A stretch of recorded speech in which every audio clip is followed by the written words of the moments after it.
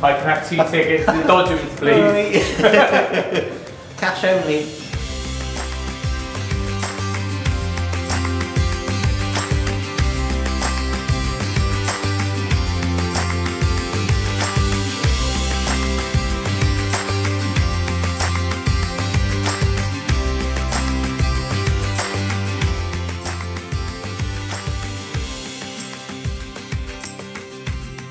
Anyway, today is all about stud walls. We're going to take a break from windows and glazing because the majority of them are in now.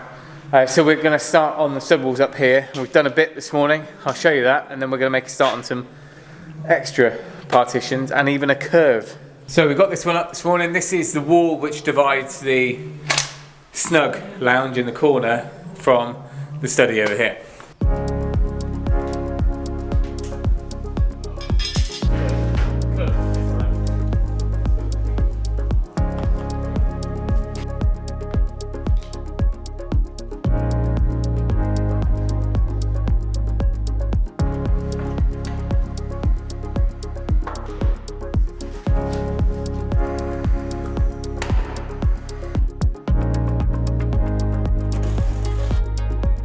Right, so far we've been doing stud walls by putting the bottom and top timbers in and measuring every stud individually, which is great, it gives you an accurate reading, but we're not actually intending to get a full support of the joist above. We want this to just be a partition wall, so therefore we've built it on the lowest of the stud measurements, and then we'll get it up. If we need to do any shims above, we can do that, and it's far easier to build it lying flat on the floor.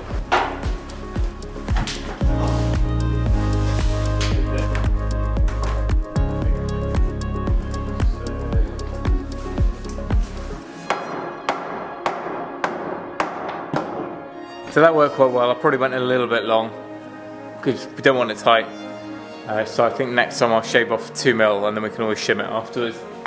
So I'm just plumbing it up. I've got a laser on that end to get this end stud nice and plumb, and then I'm just leveling it up this way now.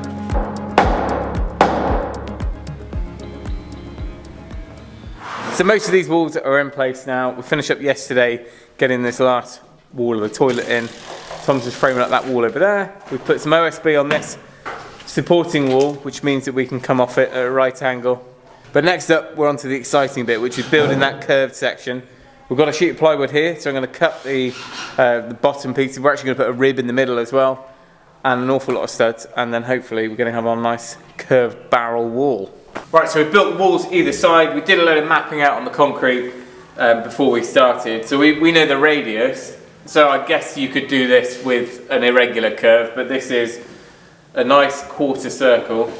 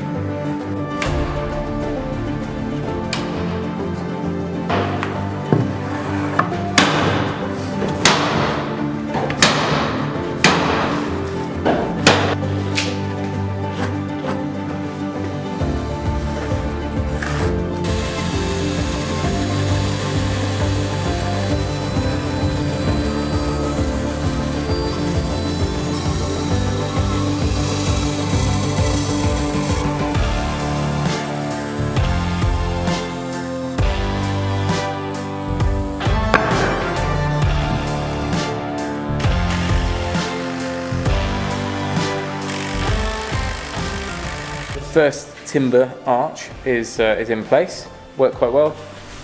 So I mitered it, well you saw it, you mitered it and used an extra block to make up the whole thing.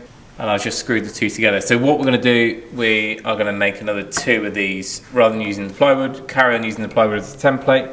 We'll set another one at the same height as those noggins. We can make that up in one piece and then we'll put another one up top. And then it just means that we've got this continuous curve, a little bit smoother than having studs all the way up, I think.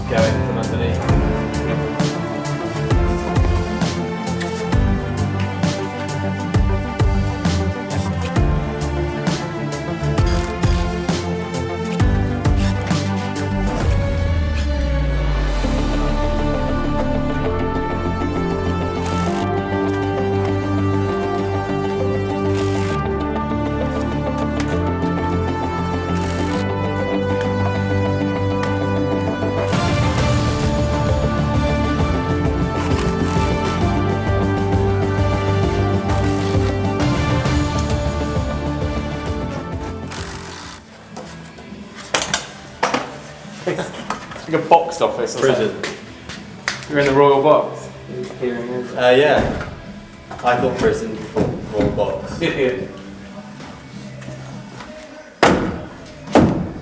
Phase 1 done. Up to halfway. Worked really well. What were these? 150-ish centimeters. 150 centimeters. 150 centimeters.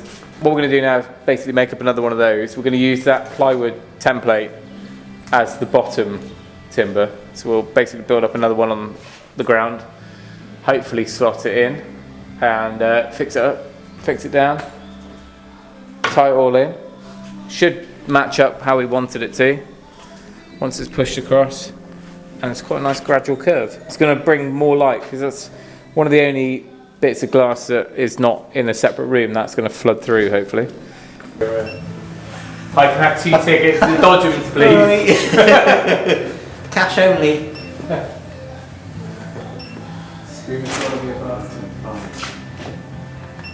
Okay, let's go. Put your hands in the air.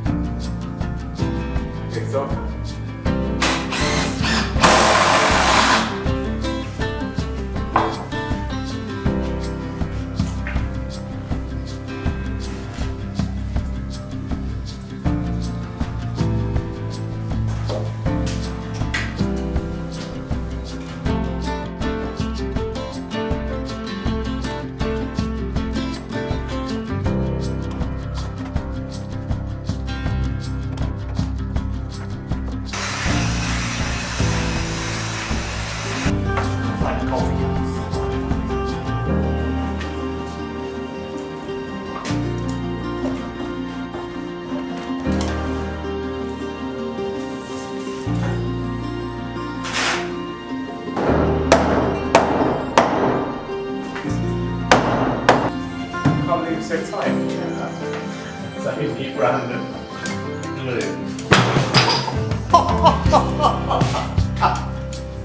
Glue.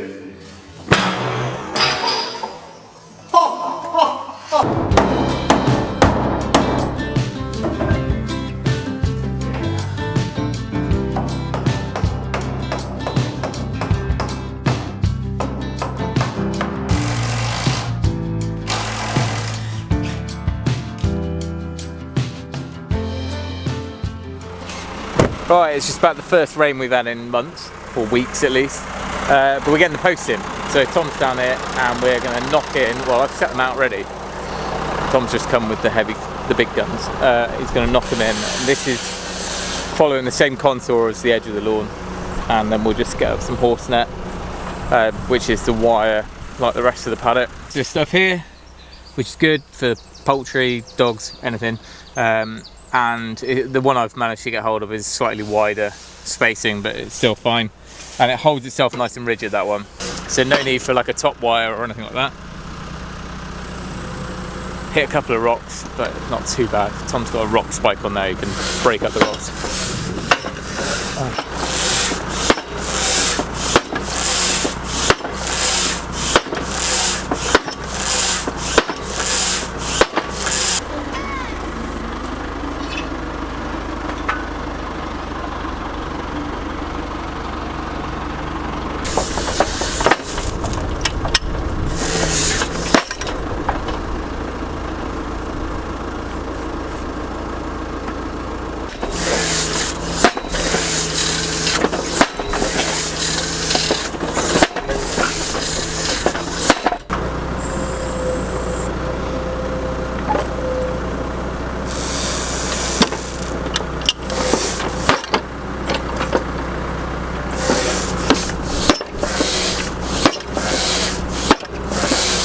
Well, got a bit rained off last night. Well, we didn't get rained off, but rained off from filming.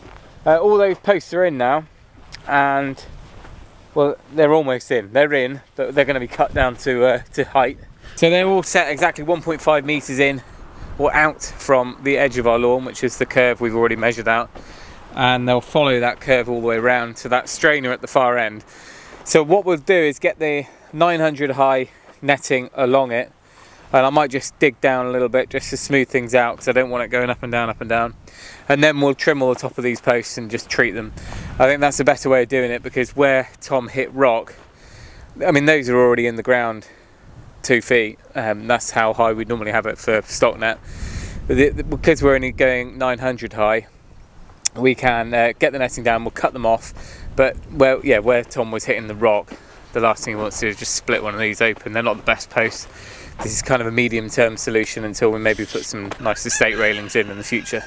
So there you go, that's 900, that green post. So if you keep an eye on that, I'll go up to the top and maybe, just maybe, you'll be able to see what we're looking for, because that should be the same height as the lawn. And of course I've got a fixed wide lens on at the moment, but over there somewhere is the post. So they're going to come down about 300 on that one in particular, and then all of those will completely disappear off the edge there, and it'll just be green. A little bit of fence may be visible once you, obviously the closer you get the more it's visible, but back in the house itself I think that's as good as we're going to get. Graffiti, yeah. Banksy over here. Morning everyone, welcome back. It's a big barn build. We're back on the tools getting some walls built. This, I think, is the final little stage of getting the whole of the downstairs ready for first fix electrics, plumbing and all that good stuff. So we've got pretty simple 2 straight walls, almost an opposite to what we've got behind me, which was the office. So wall across here, doorway, and then doorway straight ahead into the annex.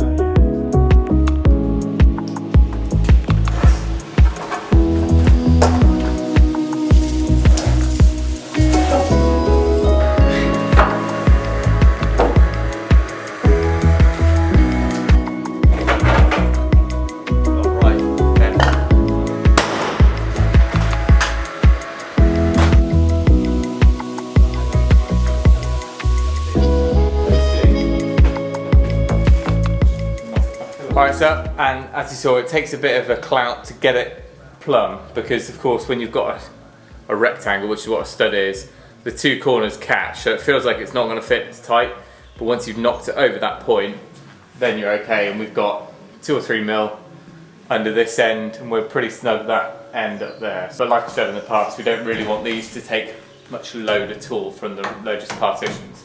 So we've put a bit of glue down the bottom, a little bit of foam.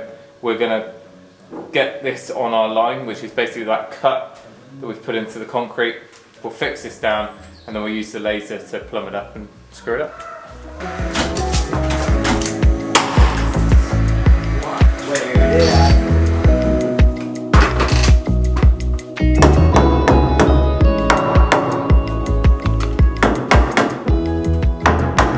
Both of these walls are in now. We've just got to do the top of the door there, and I'm going to mark up for the noggins. Fortunately, we've got one last little steel remaining, and we can use the magnet, which is quite handy, rather than a tripod.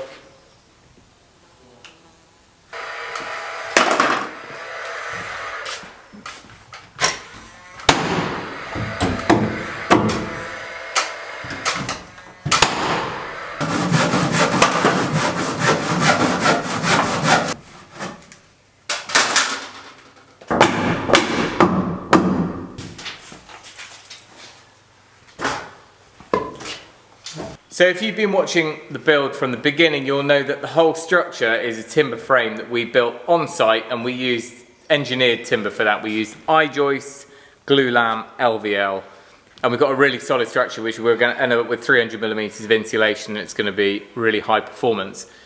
For the internal fit out, we decided to stick with I-joists for our floor, but then of course we've got all these partition walls, we've got load bearing walls in here, And also we've got some joists, which are ceiling joists for the loft areas. We were already working then with James Jones and Sons on the timber frame components, and we did a load of content around that.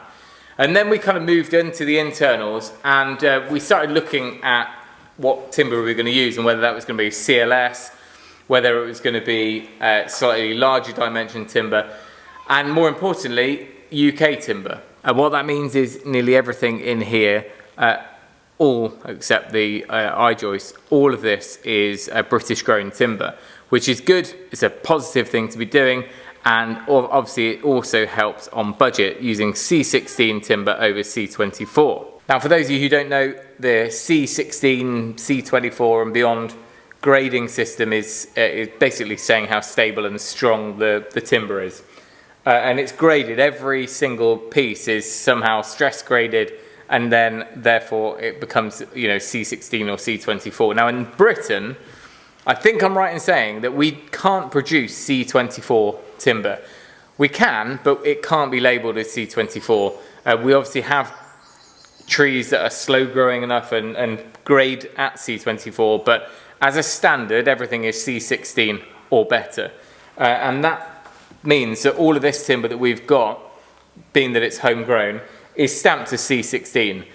When we come to use it, we actually see that there's a bit of variation, not on strength, because we can't test that, but there is on the growth rings, and you can see that some of it is in reality the same as when you buy C24. You can tell that it's about the same sort of, well, maybe the same species or the same speed of growth as C24. Now, interestingly, by default, you'll find that architects, engineers, designers, they all, just by default, they'll just put C24 on a lot of their plans. And sometimes that's unnecessary. Sometimes it is required. It might be a span, or they want something that's a bit more quantifiable, you know, for large dimension timber. But in reality, whether it's just ceiling joists or stud walls, things like that, it shouldn't really have to be anything more than C16. Yes, when you open a big pack up and you leave it out in the sun, you might get some twisting. You're probably going to get that with anything.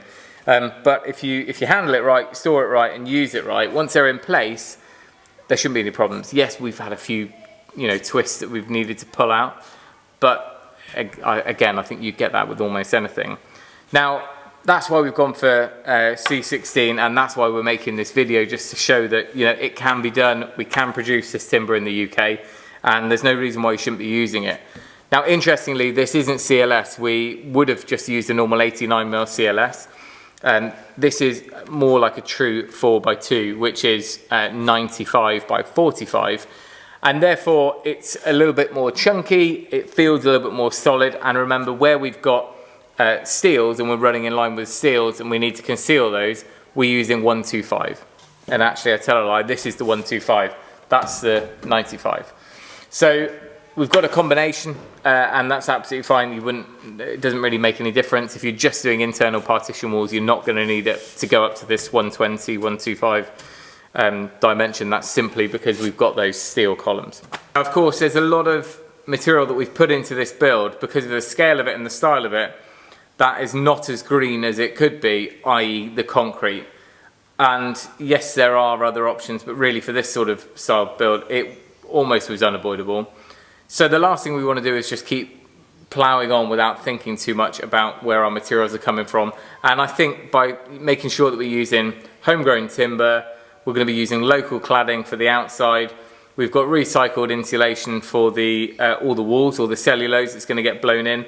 Things like that, which are all going to kind of combine to hopefully offset a little bit of the concrete. But, you know, at the end of the day, once this is up and running as a home, it's going to be very, very energy efficient, probably fairly negative, or neutral, I should say. And by the time the solar goes on the roof and things like that, we should be in a good place. But we want to think about our purchases, and one of those things is going to be the source of materials. So there we go, homegrown. That's how I like my homegrown bacon as well. Another benefit is when they've got all of this in the sawmill, they're milling it all down, planing it, processing it, all of the offcuts and chippings from this, well not all, but a lot of it, is going to go and make that stuff over there, you know, the OSBs and the wood fibre board. So that completes the circle a bit more, and it's also all British. Right, that's enough of lunch break natter. We're going to head into the annex and get the last couple of walls up.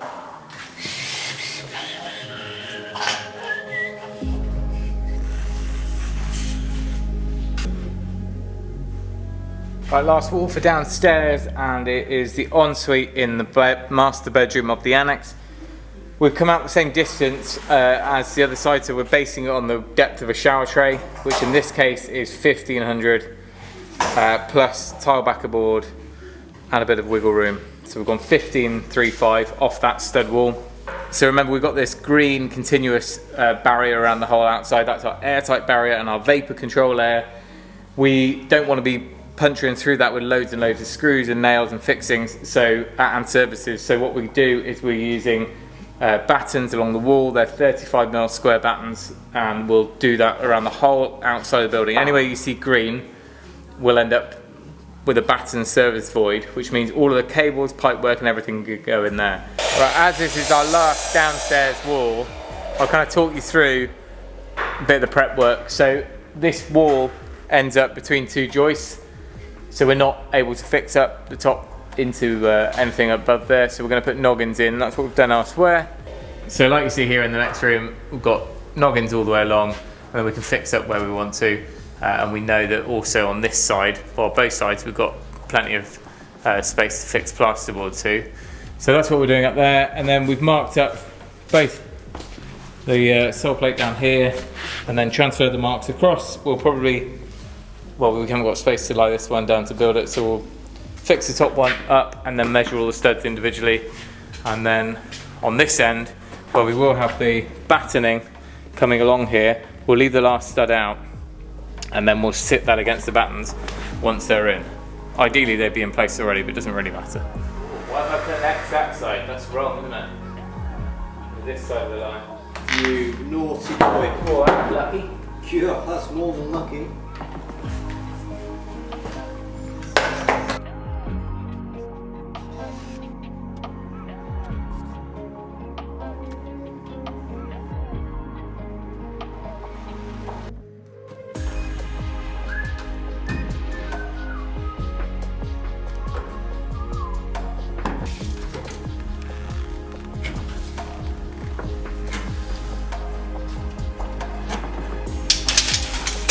That made me dizzy, that.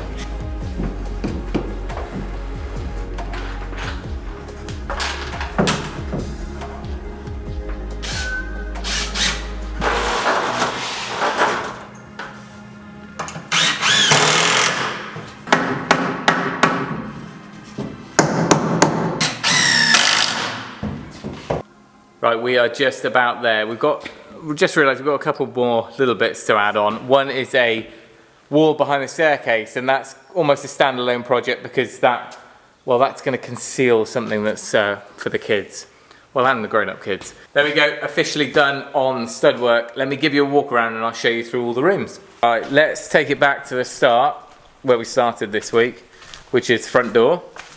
So you come in the front door, the messy front door area. Interestingly, in here, we've got a little friend. Of all the places to go broody, there's our little bantam in there, sat on a load of eggs. So I'll have to give her some chicks at some point. Anyway, opposite where I've just been, the office, we've now got this room here. We decided to move this door nearer to the front door. That means when that thing comes in covered in mud, we don't have to come all the way across to where the door was going to be. We just come across and straight in. So this is where muddy boots live, muddy dogs live, and when you come in, there's also going to be benching and coat racks all down this side, like a kind of horseshoe. I mean, it's going to look like a PE changing room probably, but and then straight ahead is where you go into a bit of a wet room really, toilet and shower and a basin. Over here we're going to have a sort of farm utility area, so this will be worktop, Belfast sink, which I think I've still got like a reclaim from the old house that I dug out of the garden. That's going to be there for when we're washing up dog bowls and filling up bottles for lambs and goats and all sorts. And at this point, this threshold here is the kind of line between the house and the annex. So or the workshop. We go through into here. This is going to be one big living area space, kitchenette over there under the window. It's got its own front door, part of the loungy sort of area. And then as we go through into what we're using as a storeroom at the moment, there is meant to be, or was on the plan, a hallway that ran along here, which created a bedroom on the left. And this would be a hallway which has a storeroom and a bathroom. What we've decided is we don't need an annex right now with 2 bedrooms.